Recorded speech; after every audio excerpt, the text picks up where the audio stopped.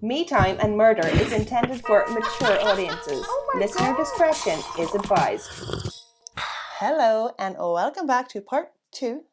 It is the same day. I am still drinking the water. For me time, I am going to finish drawing the victims of today's case. Anyway, quick recap. Yes, today we're in Craig Woods. In part 1, I covered the awfully horrible childhood that was Brendan O'Donnell's, as well as his escalation of psychosis and true crime and crime. They seem to go hand in hand. The worse his mental state got, the worse his crimes got. He kidnapped Imelda Riney and her toddler son Liam, shooting them in the forest and burying their bodies in a shallow grave. And that's kind of where we left off part 1. The Gardaí were not moving. They couldn't really care less that Imelda and Liam were missing. They thought that she had taken an impromptu trip.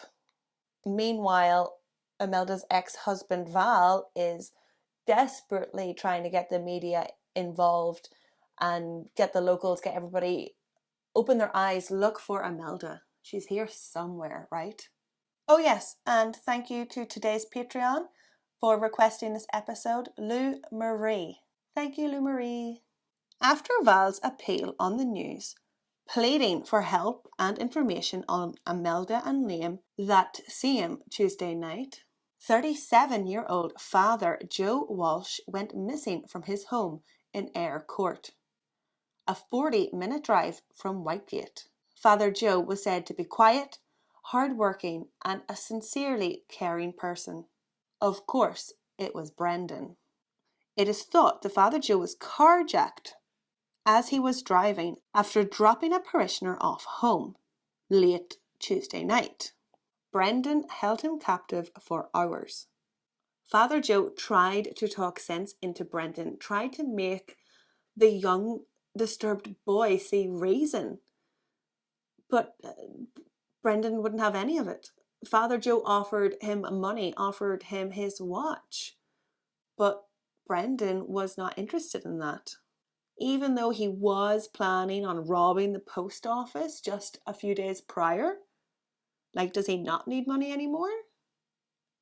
Brendan made Father Joe drive the two of them to Craig Wood.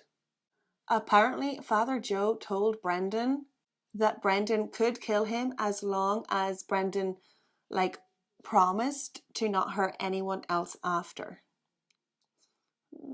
It's like he's self-sacrificing, Father Joe. In the forest, Brendan knelt Father Joe on his knees. Brendan stood behind him and shot the innocent man in the back of the head.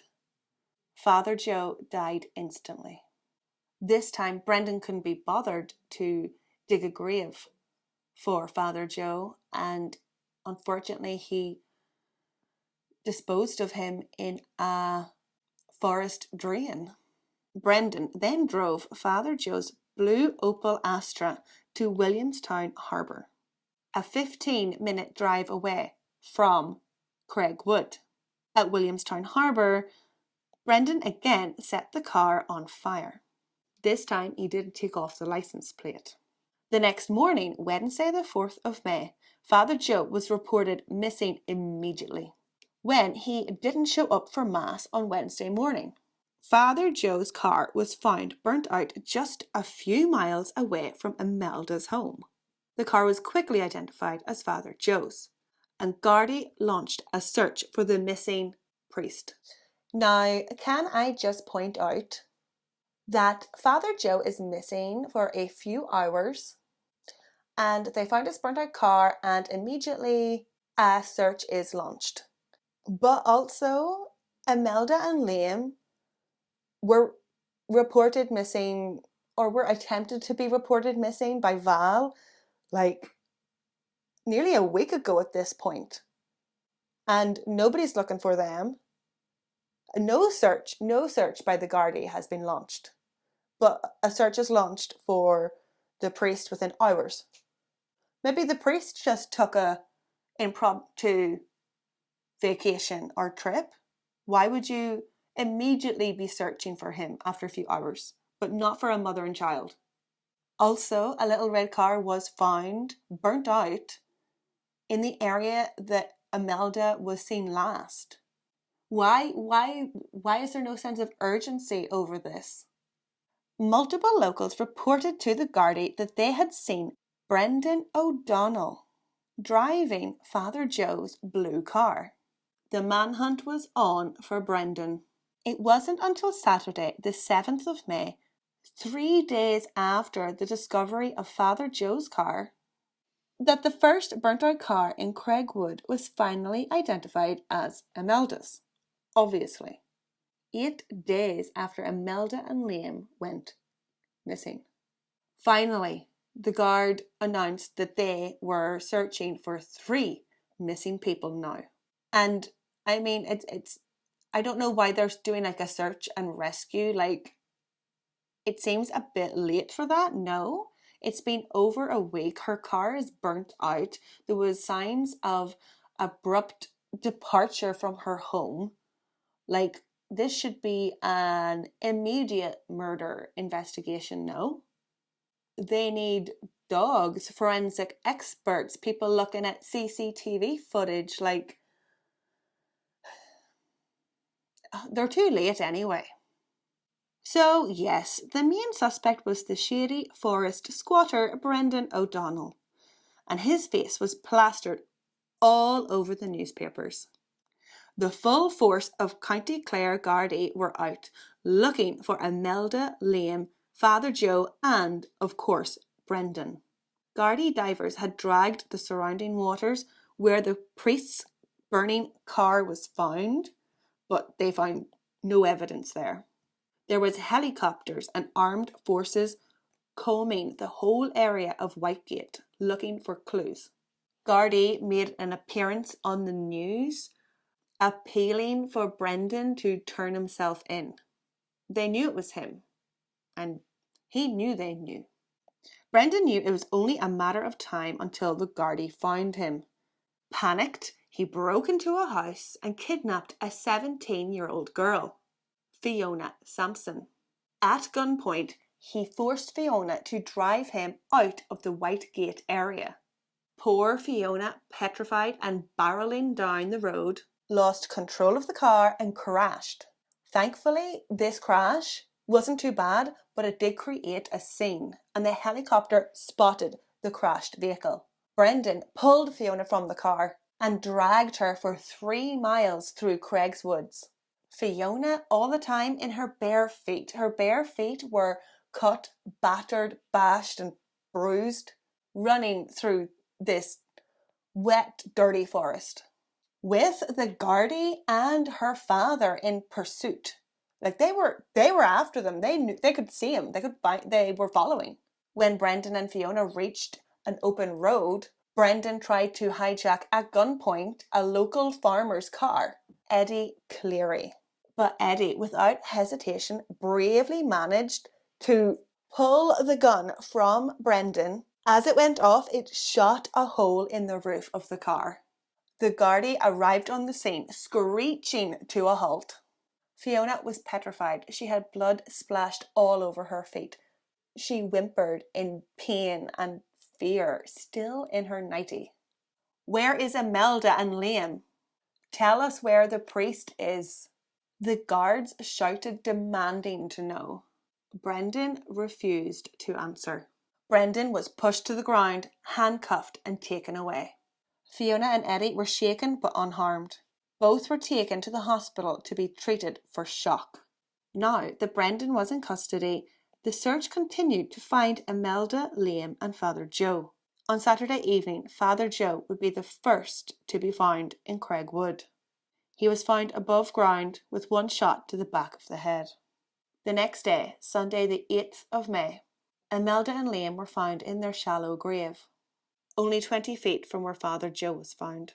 Imelda was shot in the eye at point-blank range, and poor little Liam had been shot in the left side of his head.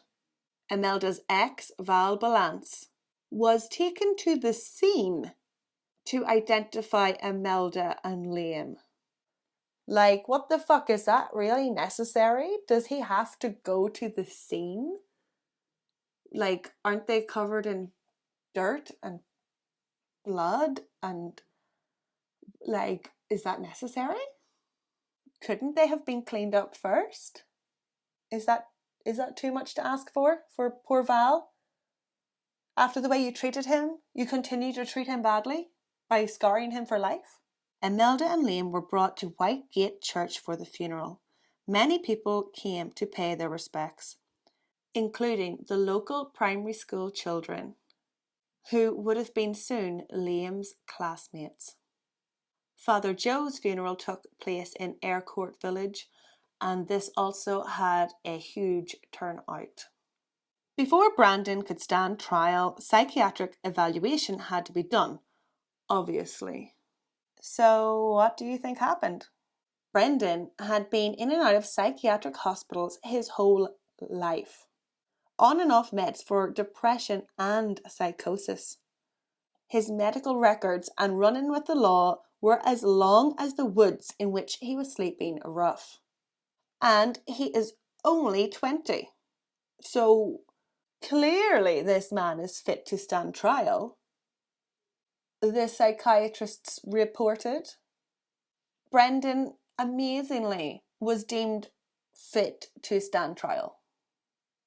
Like, what the hell? On January 5th, 1996, Brendan appeared in criminal court in Dublin.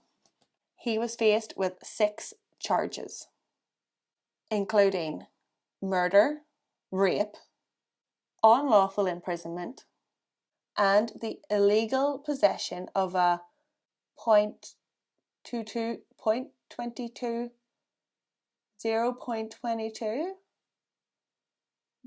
rifle,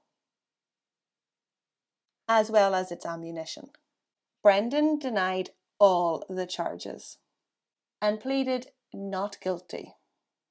Now, during the trial, Brendan could not attend every day because he was so unfit mentally.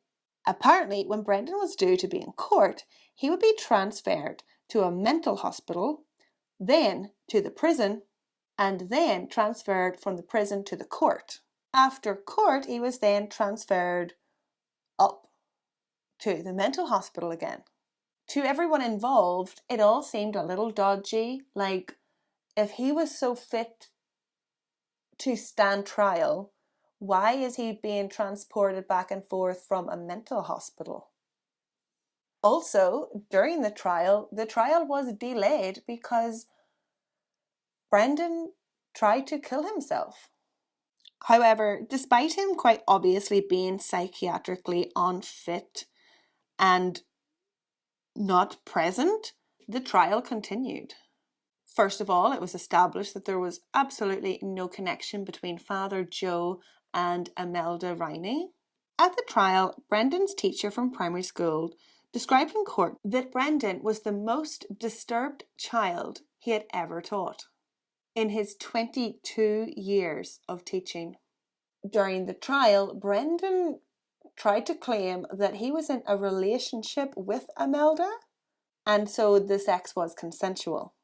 However, Imelda's post-mortem proved this not to be the case. Brendan did indeed rape Imelda. When Brendan was asked, why did you murder Imelda? Especially if you were in a relationship, why did you murder her? Brendan told the court he had to murder Imelda because she was the devil's daughter. Oh, it's not good. It's not good. Oh dear. At trial, Brendan claimed that Liam didn't see his mother shot in the eye because Liam was standing quite a few feet away. But there's no way to verify this. It's very possible he witnessed it in his last moments. Brendan went on and he said he felt bad for Liam. He didn't want Liam to grow up without a mother like he had. This is why he shot little Liam. When it came to Father Joe Walsh, Brendan said that Father Joe Walsh also had to die because Brendan had to stop Father Joe from christening the devil's son. The defence for Brendan highlighted the hell that had been Brendan's short life, describing him as a badly damaged creature. However, the prosecution, they described Brendan as quite different, cunning, thinking rationally, and a clever, self-interested liar. And I think there are elements of both here. Yes, Brendan had an awful life. Mental health, loss, abuse, homelessness. But during his moments of lucidness, he was actually quite methodical in his planning. No? Do you agree? He burgled a house to get a gun, and he kidnapped a woman for the getaway driver. Like, he made steps in the plan to rob the post office. Like, there was some structure, not the best structure, but there was some structure to his thoughts. And he did try to cover up the murders by burning the cars, and he did try to flee when authorities were looking for him. Like, he had the opportunity to give himself in, but it is very much self-interest, right? This reaction. But of course, his mental state cannot be ignored. Like, he is obsessed with the devil. He thought Imelda was the devil's daughter, and Father Joe was going to christen the devil's son. And testimony from old teachers, and yeah, it can't be ignored. I mean, it really seems like Brendan was not experiencing the same reality as everyone else. Anyway, what do you think? How do you think the jury found Brendan O'Donnell? On the 53rd day, the jury found Brendan guilty of all 3 murders. Brendan was given 3 life sentences and was immediately transferred to Arbor Hill Prison, where he attacked a fellow inmate and was promptly transferred to the mental hospital. When Brendan was a year into his sentence and still in the mental hospital, he deteriorated rapidly, physically and psychologically. Friends and family described him as a completely different person. On the 24th of June 1997, Brendan was found in his cell unresponsive. He was quickly transferred to St. Vincent's Hospital, but he didn't make it and he was pronounced dead less than an hour later. There was an investigation into his death. The inquest heard that Brendan had confessed to being the son of Satan. We're back to all the Satan devil stuff. But he had also expressed like a deep remorse for his crimes days before his death. He said he felt extremely depressed and sorrowful over the deaths of Imelda, Liam and Father Joe. Brendan's psychiatrist told the inquest that the killer had died a depressed and broken man. Brendan claimed that he was constantly at war with himself and he was always trying to harm himself. At the inquest, the psychiatrist said that Brendan was one of the most complex, troubled patients he had ever known. Brendan had went on hunger strikes multiple times and attacked himself. Just a few days before his death, Brendan punched his hand through a pane of glass. The pathologist said that he believed Brendan died from a fatal intoxication of a tranquilizer called Meloril, which had been given to him. So essentially, Brendan had a heart attack from a severe reaction to this tranquilizer.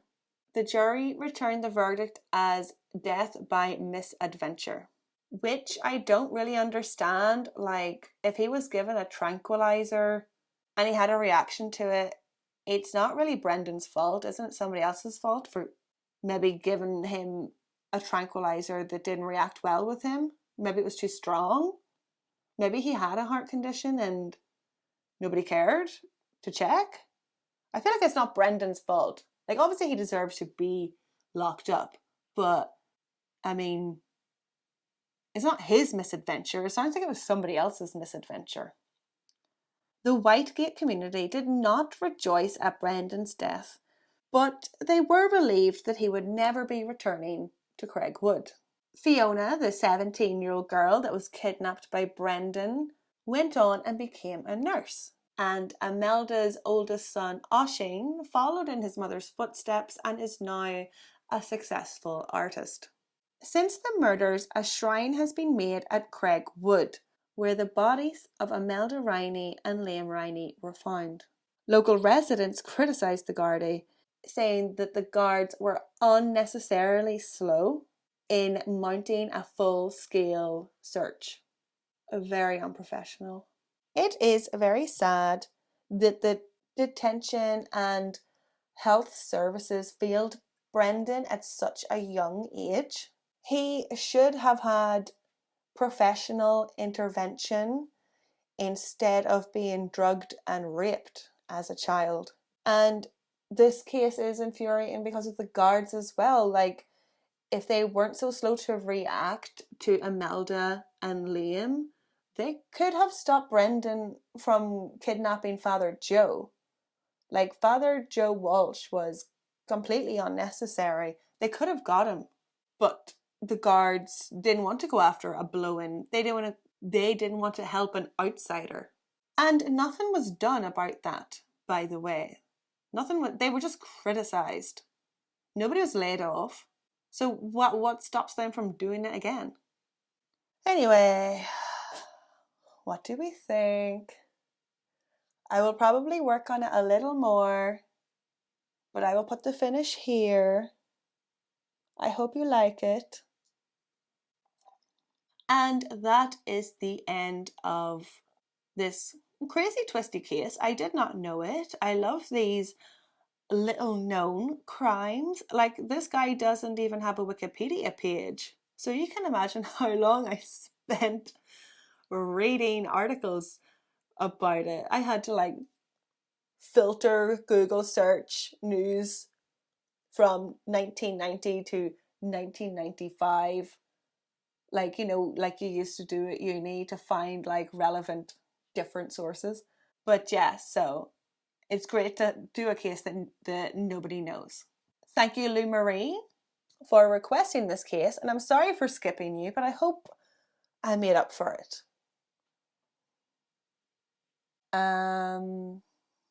Subscribe, Slan.